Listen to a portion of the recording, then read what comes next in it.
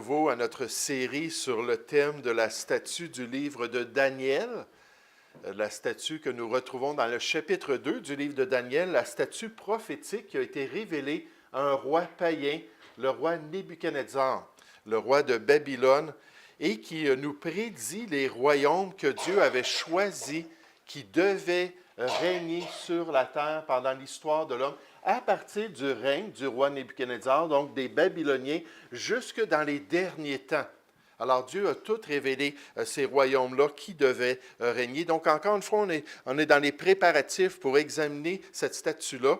Puis j'aimerais juste vous parler un peu de ce qui s'est passé dans la vie de Nebuchadnezzar lorsqu'il a eu un songe ou un rêve, lorsqu'il était endormi, puis que Dieu lui a révélé ça. Et les songes, c'était une méthode que Dieu utilisait pour parler à ses prophètes, ou d'autres fois pour parler même à un païen comme cela, pour lui révéler des vérités. Mais juste avant de voir le songe, j'aimerais vous parler un petit peu concernant Nebuchadnezzar.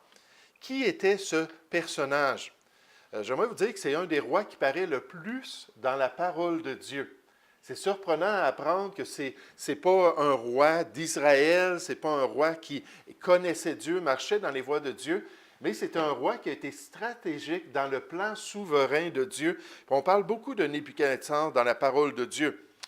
On nous dit que Nebuchadnezzar était un roi babylonien qui régna sur son empire de 606 avant Jésus-Christ jusqu'à 562, donc 44 ans.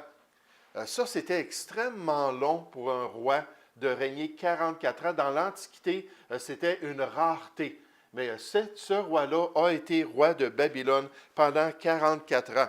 Il fut le plus grand roi du royaume néo-babylonien, parce que Babylone avait déjà régné sur plusieurs nations dans le passé. Puis ensuite, encore une fois, il y a ce règne-là qui se développe. Puis Nebuchadnezzar, ça a été le plus grand roi de ce royaume néo-babylonien, ayant hérité ce royaume de son père. Et c'est son père qui a fait à peu près tout le travail. Son père qui était un soldat, qui est allé et qui a conquis l'Assyrie et le royaume que les Assyriens avaient conquis. Si on regarde dans l'histoire de l'homme, le premier grand royaume, c'est le royaume égyptien. Là, je ne parle pas qu'il n'y a pas eu des grands rois avant ça, mais quand on parle d'un royaume, ça veut dire un roi qui étend ses frontières au-delà de son pays et qui va conquérir d'autres pays. C'est ça qu'on appelle un royaume. Puis donc, il y a eu le royaume des Égyptiens. Après eux, il y a eu le royaume des Assyriens. Puis finalement, il y a eu le royaume des Babyloniens. Puis c'est là qu'on commence avec la statue à voir la prédiction de ce qui devait venir jusque dans la fin des temps.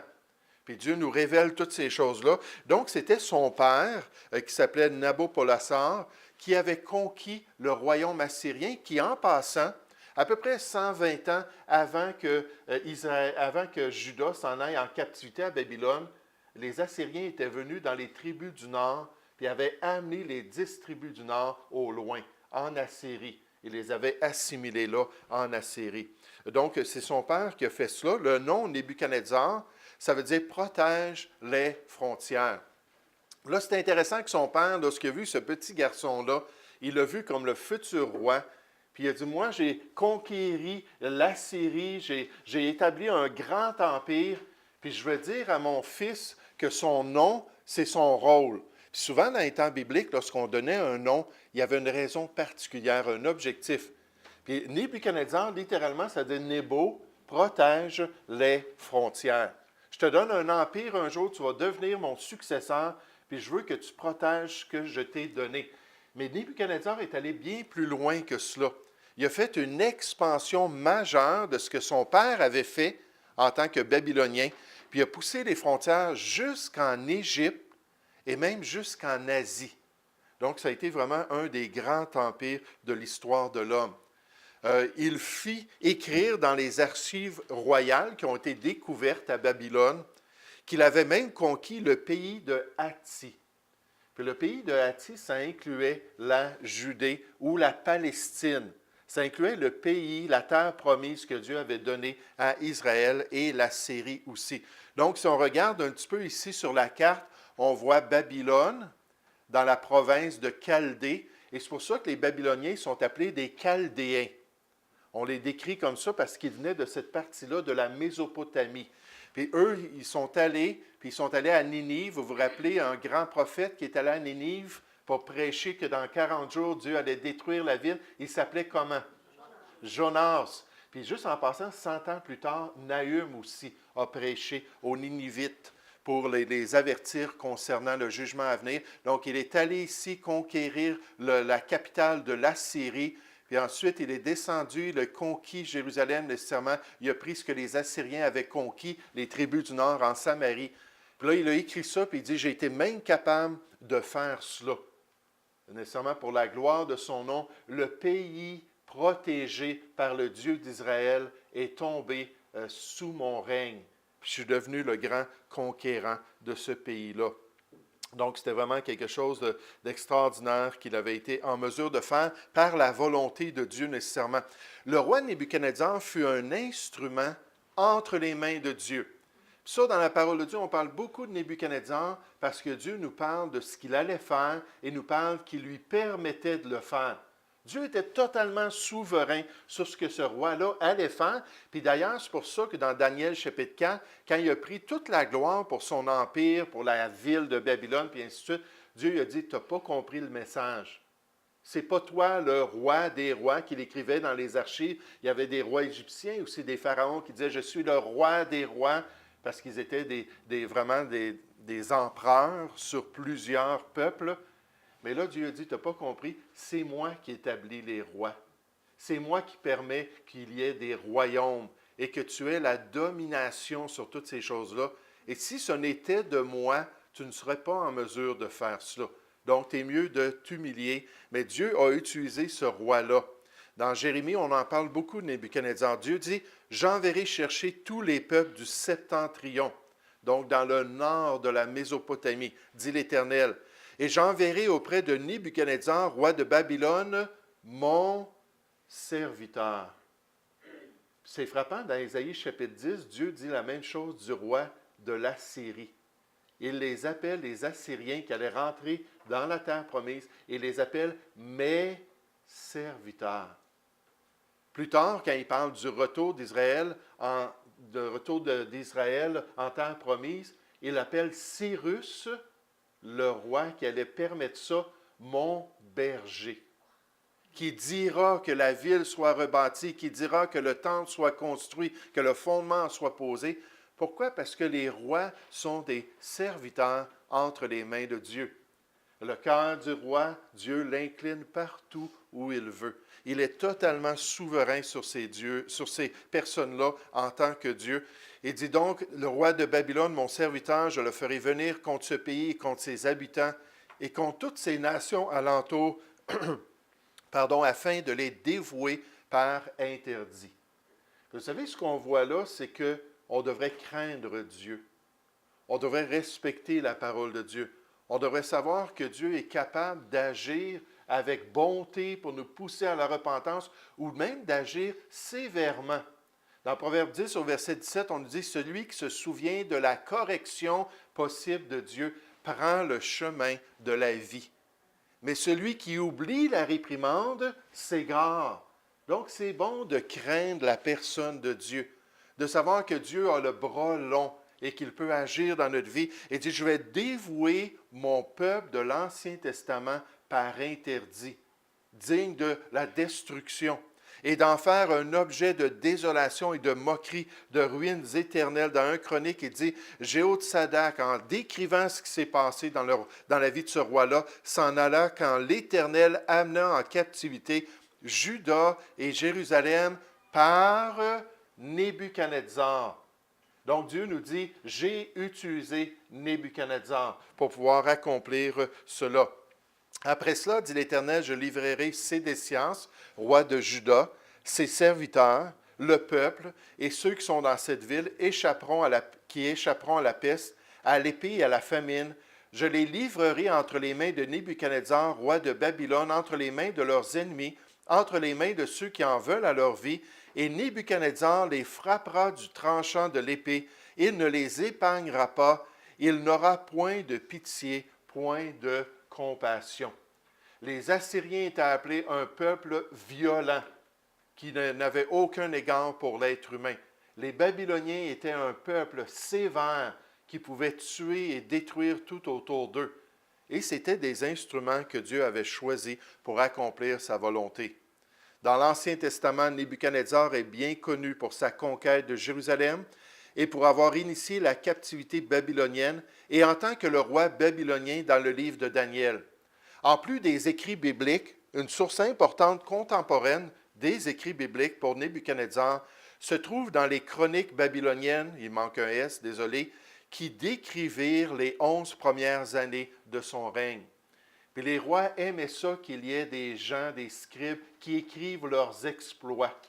Puis bien souvent, ils allaient souffler dans l'oreille de ces gens-là, « Dis comment j'ai été bon ». Puis il y a beaucoup d'exagération dans les écrits. Les Égyptiens étaient les pires. Vraiment, là, quand on regarde les hiéroglyphes puis tous les exploits des pharaons, c'était quasiment là, incroyable tout ce qu'ils disaient qu'ils avaient fait. Mais donc, ils ont dit, écoute, on va écrire ce que le roi Nebuchadnezzar a fait dans ses 11 premières années de son règne. Nebuchadnezzar fut le fils de Nabopolassar, le fondateur de ce qui devint la dynastie chaldéenne ou néo-babylonienne. Pendant qu'il était couronné comme prince, Nebuchadnezzar gagna en prestige comme un commandant militaire. Donc, avant même de devenir roi, il était un commandant militaire en vainquant les Égyptiens sous Pharaon Nécho à la bataille de Carchemish, une bataille très importante dans l'histoire. Cette bataille, qui se produisit au printemps de 606, amena la Syrie et la Phénicie sous le contrôle babylonien. Après la mort de son père en août de cette année, Nebuchadnezzar revint à Babylone pour devenir roi. Puis tout de suite, il décide d'aller dans le pays de la terre promise pour pouvoir aller chercher les personnes puis pour pouvoir les conquérir d'après ce qu'il avait dans son cœur. Mais ce qui est important de se rappeler ce matin, c'est que Nebuchadnezzar, c'était un serviteur sous notre Dieu. C'était comme une marionnette entre ses mains. Il a fait exactement ce que Dieu voulait qu'il fasse. Puis dans le psaume 29, on nous dit « L'Éternel était sur son trône lors du déluge. » L'Éternel sur son trône règne éternellement.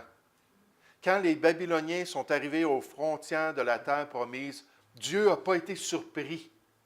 Il ne s'est pas senti dépourvu.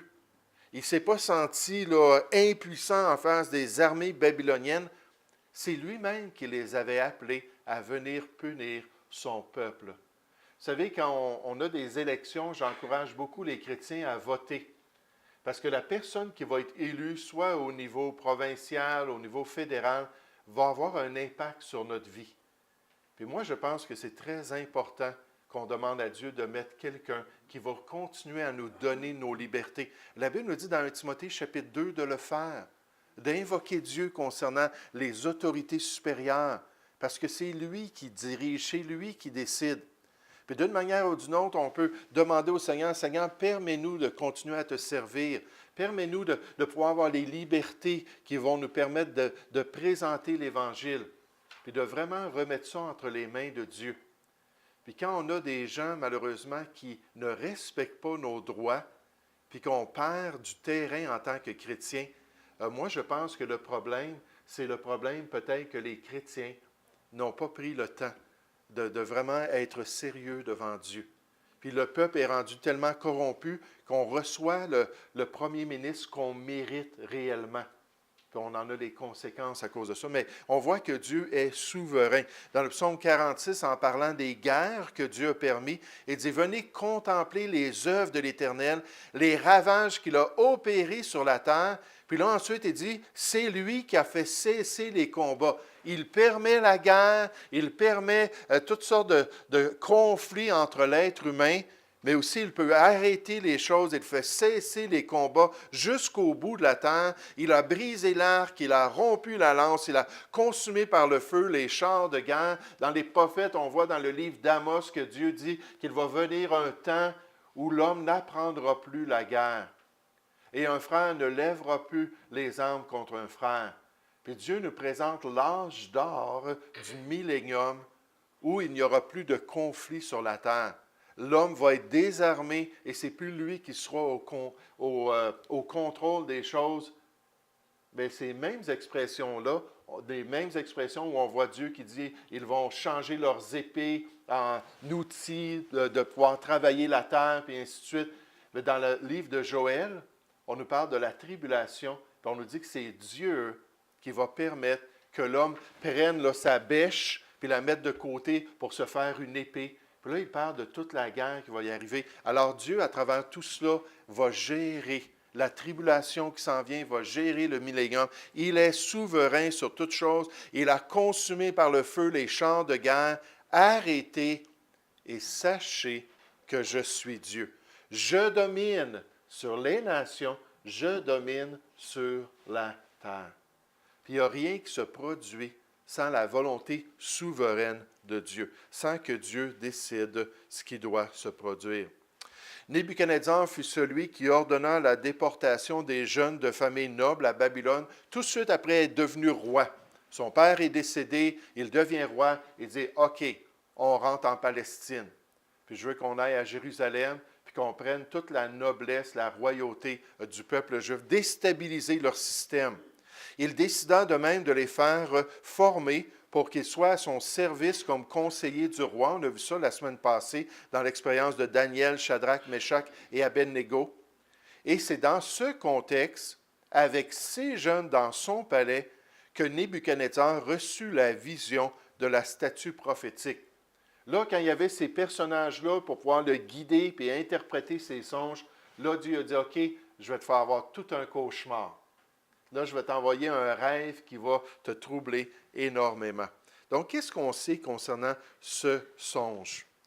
Une nuit, Nebuchadnezzar fit un rêve qui le troubla grandement. On nous dit la seconde année du règne de Nebuchadnezzar. Donc, Shadrach, Meshach, Abednego, Daniel étaient encore là. Ils étaient encore dans leurs 3 années de formation. Ils n'étaient pas encore dans leur rôle officiel. Ça allait venir un peu plus tard. Mais c'est pendant cette 2e année du règne, donc en 605 avant Jésus-Christ, que Nebuchadnezzar eut des songes. Il avait l'esprit agité et ne pouvait dormir. Je ne sais pas si ça vous arrive des fois de faire des cauchemars comme ça.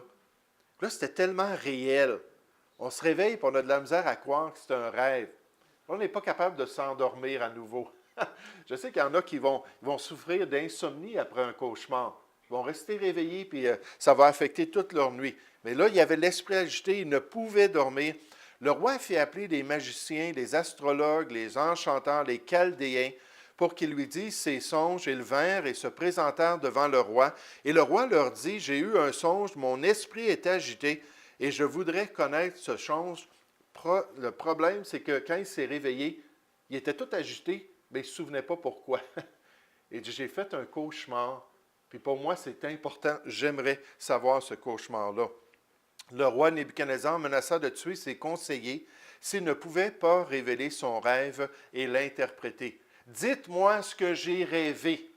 Dites-moi c'était quoi mon cauchemar. Moi, je ne m'en souviens pas. Si vous êtes vraiment connecté dans des forces supérieures, prouvez-le. Et non seulement vous allez me dire mon rêve, mais vous allez m'expliquer la signification de ce rêve-là. Et sinon, ça n'ira pas bien. » Là, il commence à menacer les gens. Le roi reprit la parole et dit aux Chaldéens, « La chose m'a échappé. Si vous ne me faites connaître le songe et son explication, vous serez mis en pièces, littéralement, et vos maisons seront réduites en un tas d'immondices. Mais si vous me dites le songe et son explication, vous recevrez de moi des dons et des présents et de grands honneurs. C'est pourquoi dites-moi le songe et son explication. » Donc, il reste entêté, il continue à dire cela. Les conseillers du roi Nebuchadnezzar réagirent en disant au roi qu'il était déraisonnable. Il n'y a pas un roi aussi grand qu'il puisse être qui peut nous demander cela. C'est quelque chose que nous, on ne peut pas connaître. Les Chaldéens répondirent au roi, « Il n'est personne sur la terre qui puisse dire ce que demande le roi. Aussi, jamais roi, quelque grand et puissant qu'il ait été, n'a exigé une pareille chose d'aucun magicien, astrologue ou Chaldéen.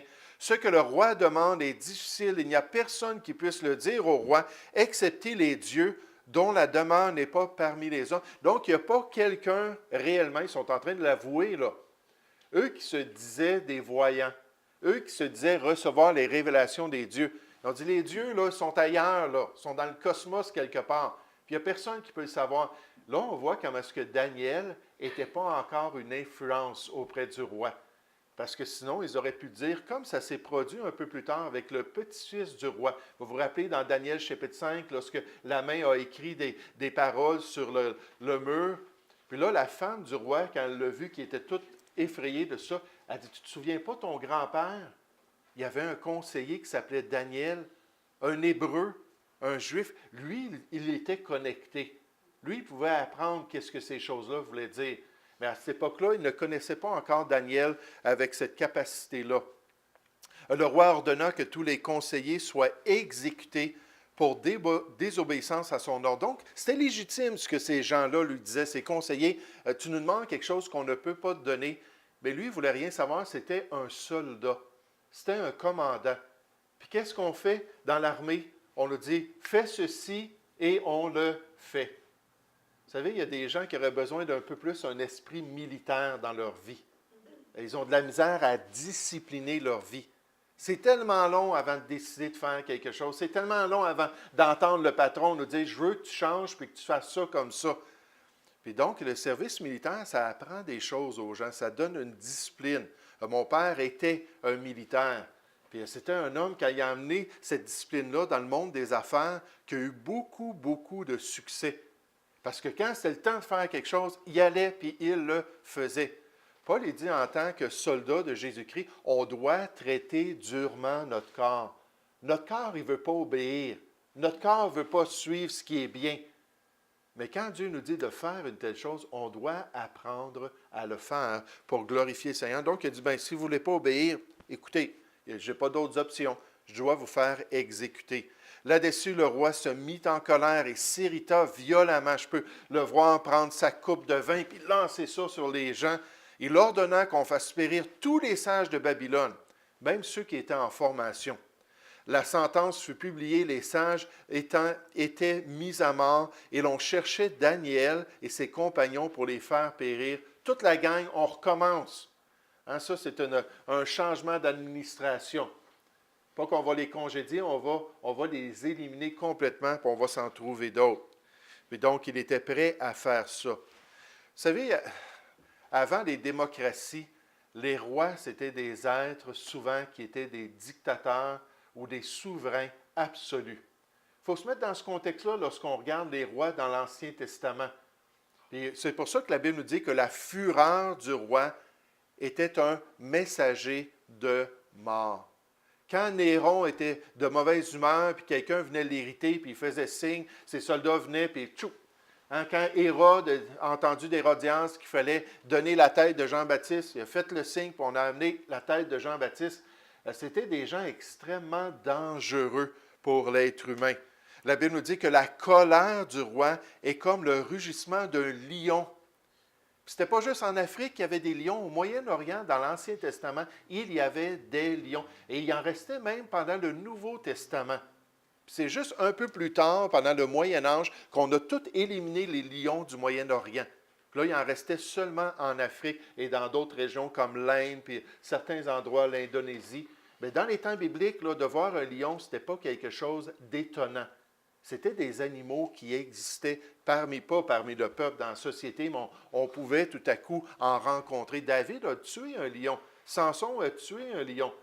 C'était des animaux qui étaient extrêmement dangereux. Puis quand on le voyait rugir après nous, il nous voyait comme un gros steak là, sur pattes, là, bien, on savait qu'on avait un gros problème. Et sa faveur, des brochettes, et sa faveur est comme la rosée sur l'herbe. La terreur qu'inspire le roi est comme le rugissement de lion. Celui qui l'irrite pêche contre lui-même.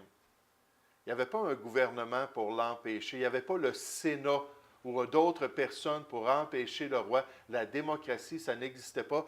Dans Romains chapitre 13, au verset 4, on nous dit même à l'époque du Nouveau Testament, les autorités romaines, que ce n'était pas en vain qu'ils portaient l'épée. La Bible nous disait de craindre l'autorité en faisant ce qui est bien. Pas en tentant Dieu, en faisant le mal, puis ensuite en regardant les autorités, puis Dieu, tu vas me délivrer. Non, quand c'était nécessairement le plan de Dieu, il pouvait le faire, là. Mais donc, de respecter les autorités. Puis Nebuchadnezzar a dit, OK, c'est fait, on les fait. exécuté. Mais là, Daniel a entendu cela. Puis l'eunuque qui s'occupait de lui et ses amis était assez respectueux pour ne pas les arrêter sans parler un peu avec eux. Puis là, Daniel a proposé que quelqu'un ait à dire au roi que lui, il était connecté. Lui, il pouvait savoir de Dieu quel était le rêve et aussi savoir de Dieu quelle était l'explication. Puis il a juste dit, donnez-moi un peu de temps pour que j'aille dans la présence de Dieu, puis que Dieu puisse me dire ça. Et Daniel se rendit vers le roi et le priant de lui accorder du temps pour donner au roi l'explication. Ensuite, Daniel alla dans sa maison et l'instruit de cette affaire Anania, Michaël et Azaria, ses compagnons, les engageant à implorer la miséricorde du Dieu des cieux, afin qu'on ne fît pas périr Daniel et ses compagnons avec le reste des sages de Babylone.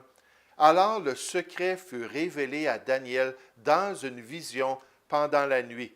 Et Daniel bénit le Dieu des cieux. Ils ont prié, ils ont cherché la face de Dieu, ils ont demandé que Dieu puisse être miséricordieux en face de cette situation-là. Et la Bible nous dit que c'est Dieu qui possède toute la connaissance, c'est lui qui possède toute la sagesse.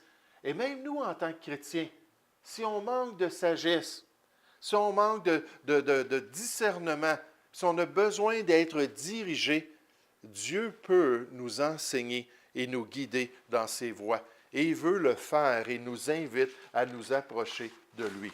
Maintenant, voici un peu une introduction concernant les composants de cette statue. Puis nécessairement, on va voir les 4 composants, les 4 parties en détail. On va voir l'accomplissement historique. Et la dernière section va être intéressante parce que c'est encore des choses qui sont à venir. Puis on va voir comment est-ce que Dieu va accomplir ça dans l'avenir. Mais donc, il y a 4 parties qui sont représentées par des métaux. La première partie, c'est la tête qui était en or. Donc, Dieu a révélé, puis Nebuchadnezzar a acquiescé. C'est vrai, il y avait la première partie, puis c'était la tête, elle était en or. Ensuite, il y avait la poitrine qui était faite en argent. Il y avait le ventre et les cuisses qui étaient en bronze. Puis remarquez la dévaluation de la valeur de ces métaux-là. Ça a commencé par quelque chose de très précieux, puis là, progressivement, ça perd de sa valeur. Puis ça ne veut pas dire qu'il n'y avait pas des qualités qu'on va voir dans les différents royaumes qui sont décrits ici, mais au niveau de la valeur de ces royaumes-là, Dieu dit qu'il y a une dévaluation. Ensuite, on a les jambes qui sont en fer et les pieds qui étaient un mélange de fer et d'argile. Donc ça, c'est ce que le roi a vu dans son songe, puis Dieu a dit, il y a une signification. Ce n'était pas juste un cauchemar bizarre que tu as eu. Non, c'est moi qui t'ai révélé mon plan pour les nations. Puis finalement, ensuite, dans le texte, on nous dit qu'une grande pierre vient frapper cette statue-là, puis elle s'écroule, puis elle est complètement détruite. Puis cette grande pierre-là, tout à coup, devient une grande montagne qui remplit la terre. Donc ça, c'est l'image qu'il a eue dans son rêve. Et chaque élément a une signification. Et c'est ce qu'on va voir. Puis cette signification-là qui nous parle des choses qui allaient se produire, puis des choses qui étaient à venir. À l'époque de Daniel, c'était toutes des choses à venir. À part le fait que les Babyloniens étaient déjà au pouvoir depuis 2 ans, mais c'était une des parties. Puis tout le restant, c'était à venir. C'était une statue prophétique concernant l'œuvre de Dieu parmi les nations du monde. Puis Daniel a raconté le rêve au roi Nebuchadnezzar, lui a dit, voici la signification. Puis là, le roi, il était vraiment ébloui. Wow!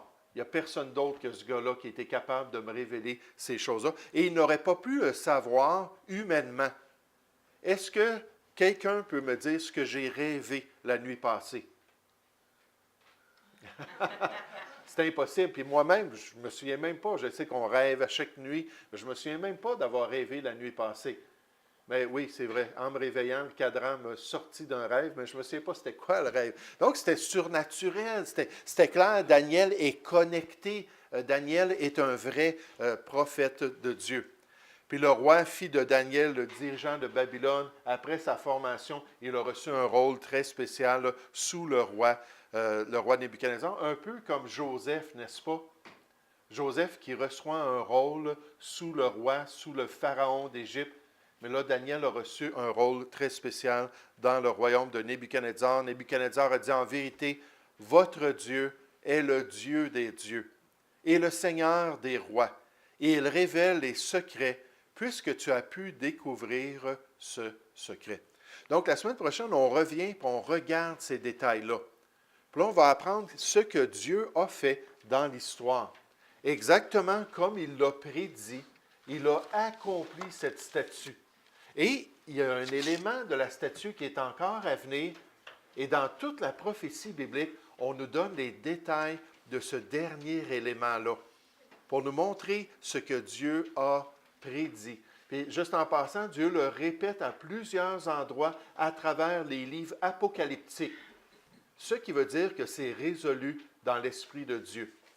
Dieu sait exactement ce qu'il va faire souverainement et on peut savoir ce qui s'en vient dans l'avenir et savoir exactement comment Dieu va agir à travers les nations.